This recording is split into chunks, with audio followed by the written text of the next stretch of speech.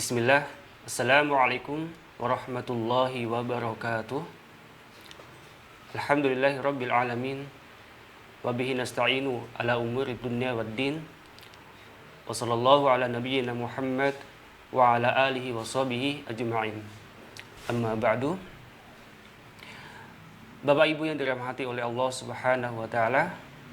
Alhamdulillah, pada kesempatan yang berbahagia ini kita masih diberikan kesempatan, kita masih diberikan kekuatan, kesehatan, hidayah, serta taufik dari Allah Subhanahu wa taala.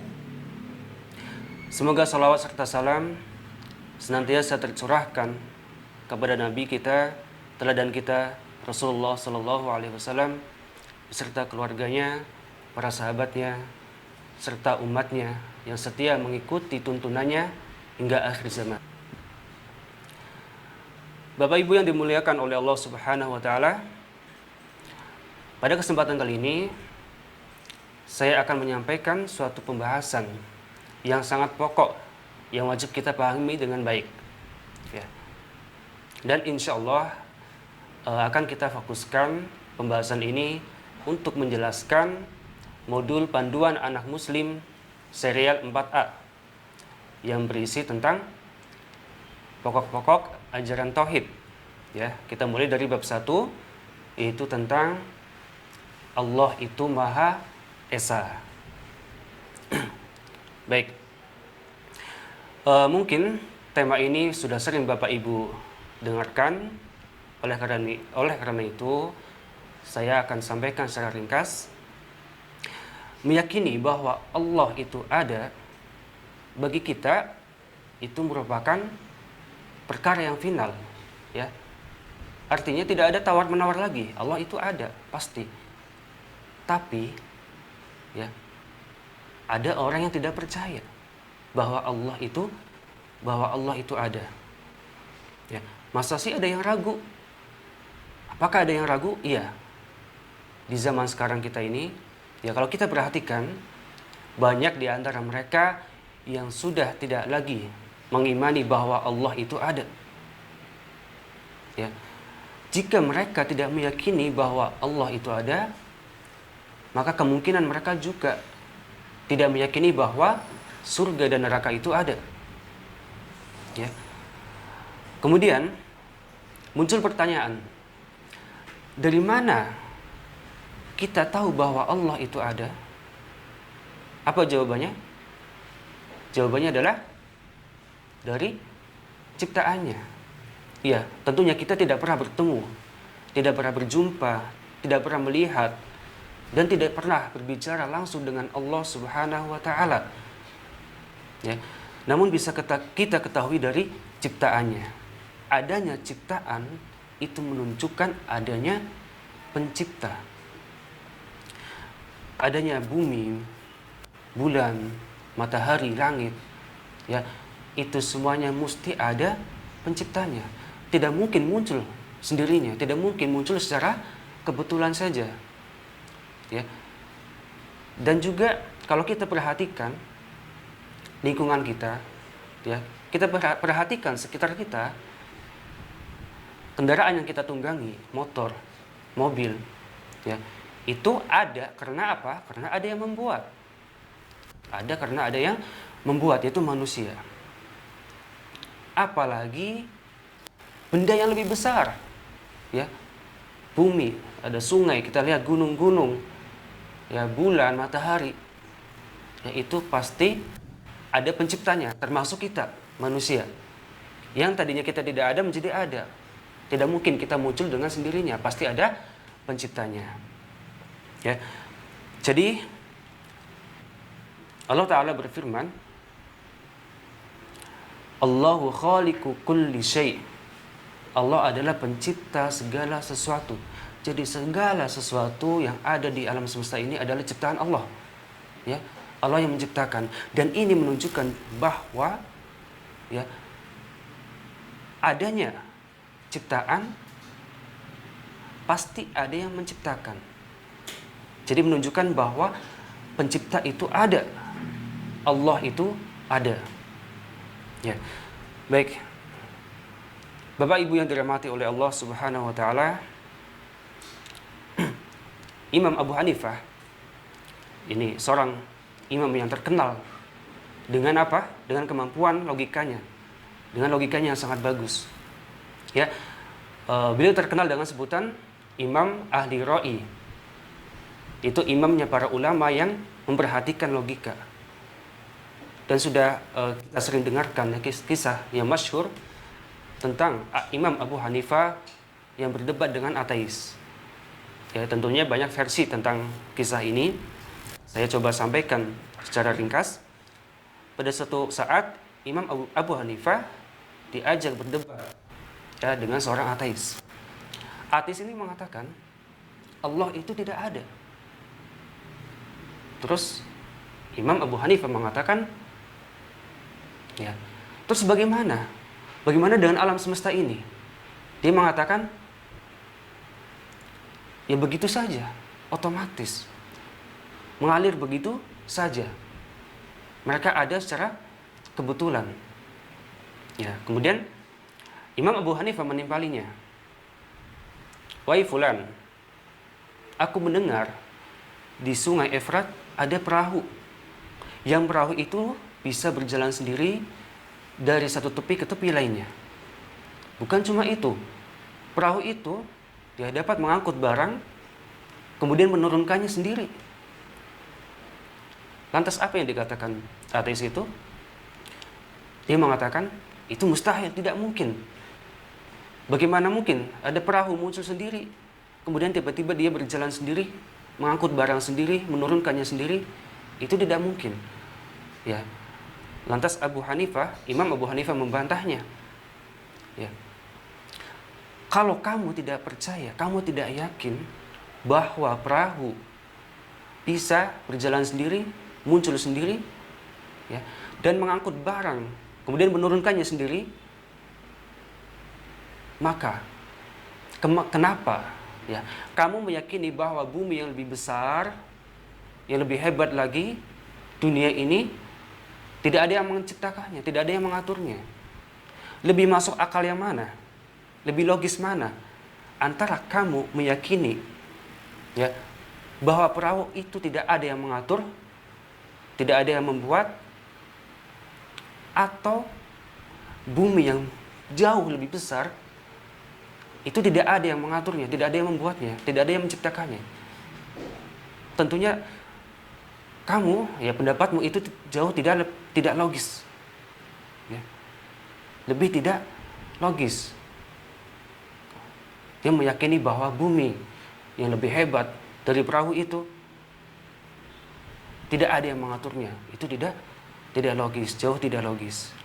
Ya, maka ateis ini pun tidak bisa membantah lagi dan dia terdiam. Dan logika seperti inilah yang dipakai oleh para ulama untuk menunjukkan bukti bahwa Allah itu ada. Taib. Kemudian setelah kita meyakini bahwa Allah itu ada, maka kita juga wajib memahami ya bahwa Allah itu Maha Esa. Allah hanya satu, Allah itu tunggal, ahad. Ya, artinya satu. Ya, sebagaimana disebutkan di dalam surat Al-Ikhlas, ya. Qul huwallahu ahad. Katakanlah, dialah yang Maha Esa. Jadi dulu orang-orang musyrikin datang kepada Nabi SAW. Mereka mengatakan, ya Rasulullah, unsub lana rabbak. Ya, apa maksudnya? Wahai Rasulullah, tolong jelaskan kepada kami sifat-sifat Rabbmu. Ya. Karena apa? Nabi menyampaikan ada Rabb, yaitu Allah. Dan mereka mengakui, mereka meyakini, mereka juga punya Rabb. Mereka punya Lata, Uzza, Manat, dan sebagainya. Maka mereka ingin ditunjukkan, dijelaskan sifat-sifat Rabb yang disebutkan oleh Rasulullah SAW. Maka Allah turunkan surat ini. Ya, Qul huwallahu ahad. Katakanlah ya Muhammad, dialah ya Rabb itu yang mereka tanyakan itu adalah Allah yang Maha Esa. yang satu esa itu tunggal satu, hanya satu, tidak berbilang, tidak mungkin akan menjadi 2, 3, 4 dan seterusnya. Ya.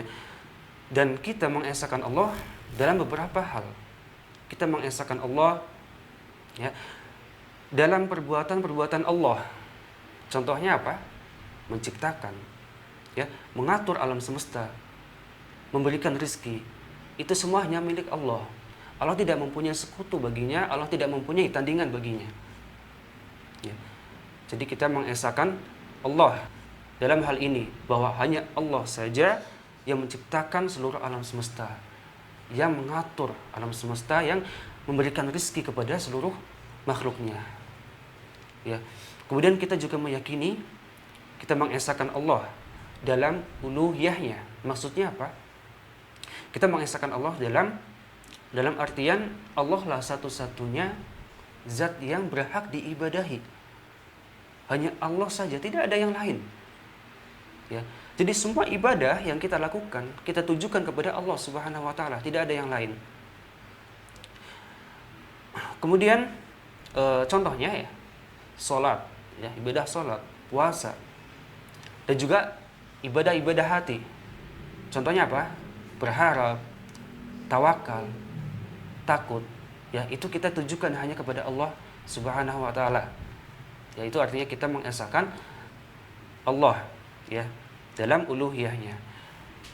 Kemudian kita juga mengesahkan Allah dalam kesempurnaan sifat-sifat Allah Subhanahu wa taala, ya, dan nama-nama Allah yang baik.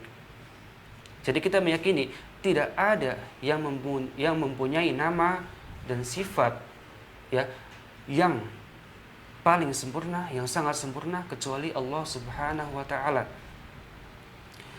Tidak ada sifat, tidak ada makhluk yang menyamai sifat Allah, ya.